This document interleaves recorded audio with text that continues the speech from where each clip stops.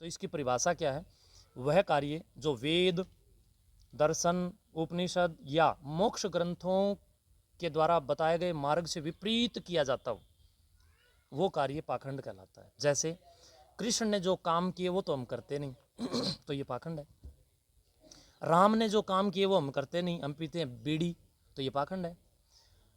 जो ऋषि मुनियों ने श्रेष्ठताओं को बढ़ावा दिया, समाज के लिए समरसता के संदेश दिए और समाज को, कबीर जी को आप मध्यकालीन युग में देखिए, रविदास जी, गीसादास जी, पीपादास जी, हनुमंत, आचार्य कणव, कणाद, कपिल, जैमिनी, पतंजलि, पाणिनि, महायोगी गोरक्षनाथ जी महाराज, लद्दाईनाथ जी महाराज, नरमाईनाथ जी महाराज, कणकाईनाथ जी महाराज, भुसकाईनाथ जी महाराज, बलदाईनाथ जी महाराज, नवनाथ 84 सिद्धों की एक लंबे कालखंड की जो एक लंबी परंपरा रही है, उस परंपरा के योगियों ने जो रास्ते हमें बताए हैं कि समाज की स्थापना और समाज की सभ्यता और समाज की संस्कृति को रक्षा में रखिए, रक्षित कीजिए, वो सारे काम छोड़ के हम लोग नशे पतों में पड़े हुए हैं, इसलिए समाज का बेड़ा गर्क हो रहा है।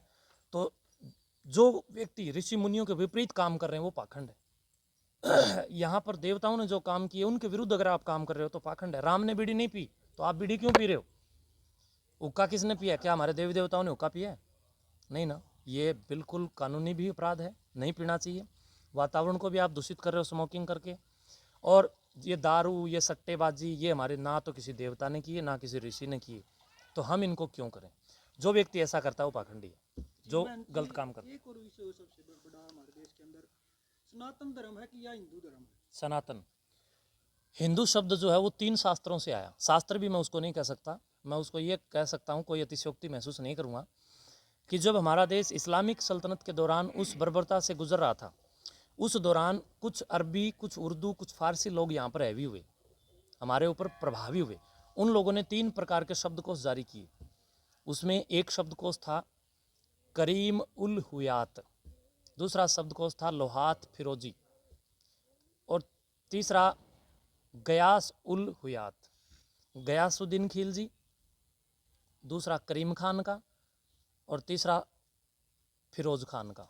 ये 3 ऐसे शब्दकोश थे। इन शब्दकोशों में हिंदू शब्द सबसे पहले आया, और हिंदू का अर्थ ना तो किसी वेद में है, ना किसी व्याकरण में है, ना किसी दर्शन में है, ना किसी पटल में है, ना किसी काशिका ग्रंथ में है, ना किसी महर्षि ऋषियों के द्वारा प्रदीप्त और समावेशित किसी मोक्ष ग्रंथ में।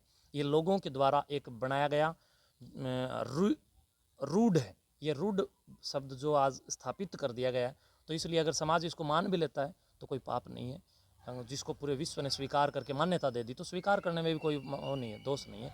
लेकिन हमारा सत्य सनातन शब्द 1,96,08,53,124 वर्ष पुरानी भारतीय संस्कृति और वैदिक सभ्यता का शब्द है, इसलिए हम सनातनी हैं। बड़े गर्व से कहते हैं कि हम सनातनी हैं। ये बात है, जैसे अमेरिका हो, जापान हो, ये देश हमारे भारत देश से कोई गुना आगे है, तो इस उनमें ऐसा नहीं होता, लेकिन भारत देश में ऐसा होता है, कभी तो पसीने से बच्चा पैदा हो जाता है, कभी धरती से बच्चा पैदा। आगे उस घर में आग लगी तो आग उन्हीं घरों में, देखो आग किन घरों में लग रही है?